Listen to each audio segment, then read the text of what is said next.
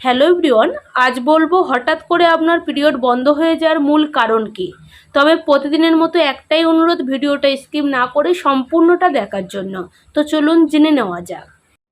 আপনি যদি আমার চ্যানেলটাকে এখনও সাবস্ক্রাইব করে না থাকেন তাহলে এই ভিডিও নিচে লাল সাবস্ক্রাইব বোতামটি ক্লিক করে চ্যানেলটাকে সাবস্ক্রাইব করুন আর পাশে থাকা বেল আইকনটি অবশ্যই অন করে রাখুন।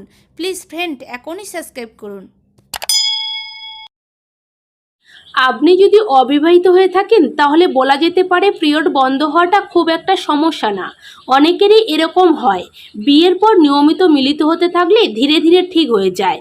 তবে সবথেকে ভালো হয় অনিয়মিত পিরিয়ডের ব্যাপারে ডাক্তার দেখিয়ে পরীক্ষা করে নিলে, তাহলে সঠিকভাবে জানতে পারবেন। তবে এটা নিয়ে বেশি দুশ্চিন্তা করবেন না, কারণ মানসিক সমস্যাও পিরিয়ড বন্ধ হওয়ার একটি অন্যতম কারণ হতে পারে। এবার জেনে নিন মেয়েদের পিরিয়ড বন্ধ হওয়ার কিছু কারণ সম্পর্কে। প্রজনন হরমোনগুলো প্রাকৃতিক ক্রম হ্রাস পাওয়া।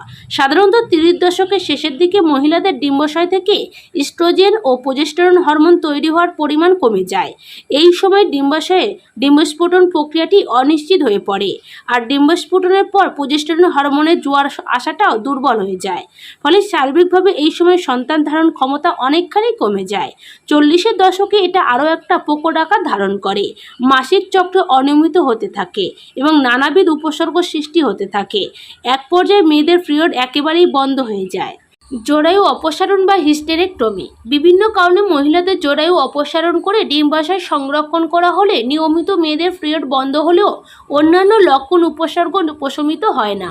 কিন্তু হিস্টেরেক্টমির পাশাপাশি ডিম্বাশয় দুটিও অপসারণ করা হলে অবিলম্বে পিরিয়ড বন্ধর লক্ষণ প্রকাশ পায়। ক্যান্সারের চিকিৎসার জন্য কেমোথেরাপি এবং রেডিওথেরাপি প্রয়োগ করার 2 থেকে 6 মাসের মধ্যে মেয়েদের পিরিয়ড বন্ধ নানাবিধ লক্ষণ উপসর্গ প্রশমিত হতে দেখা যায়। ডিম্বাশয়ের প্রাথমিক অসম্পূর্ণতা। অনেক মহিলার বয়স 40 অতিক্রম করার আগেই শিকার হন। সাধারণত এদের ডিম্বাশয় বিভিন্ন কারণে প্রয়োজনীয় হরমোন তৈরি করতে পারে না। বিভিন্ন রোগের কারণে ডিম্বাশয়ে এরকম সমস্যা হয়, তবে অনেক ক্ষেত্রে কোনো সুনির্দিষ্ট কারণ ছাড়াই এমনটি ঘটতে দেখা যায়। মেয়েদের পিরিয়ড বন্ধ হওয়ার আগে থেকে এই লক্ষণ উপসর্গ দেখা যায়। এসব লক্ষণ উপসর্গের মধ্যে উল্লেখযোগ্য হচ্ছে অনিয়মিত স্রাব, যৌনাঙ্গের শুষ্কতা, তাপ ঝলক, ঘুমের নানা রকম সমস্যা, মানসিক অস্থিরতা, বিষণ্ণতা, পেটে মেদ জমা, চুল পাতলা হওয়া, চুল পড়ে যাওয়া, স্তন ক্ষীণ হওয়া এবং সার্বিকভাবে সন্তান ধারণের ক্ষমতা লোপ পাওয়া। রজনীবৃত্তির পর শরীরের বিভিন্ন অঙ্গ প্রত্যঙ্গে ইস্ট্রোজেন হরমোনের অভাবে ছাপ পড়ে, যেমন হৃদরোগ।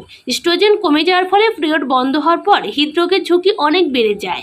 মেয়েদের পিরিয়ড বন্ধ হওয়ার পর পুরুষদের মতো মহিলারাও হৃদরোগের হার ব্যাপকভাবে বেড়ে যায়। অস্থি ভঙ্গুরতা। মেয়েদের পিরিয়ড বন্ধ হওয়ার পর প্রথম কয়েক বছর অতি দ্রুত অস্থির ঘনত্ব কমে যায়, যা অস্থি ক্ষয় নামে পরিচিত। এর ফলে হাড় নরম এবং ভঙ্গুর হয়ে পড়ে। সাধারণত মেয়েদের পিরিয়ড বন্ধ হওয়ার পর মেয়েদের নিতম্ব, কবজি, শিরদাঁড়া ইত্যাদি হাড় ভাঙার প্রবণতা অনেক গুণ বেড়ে যায়। মূত্রধারণের সমস্যা।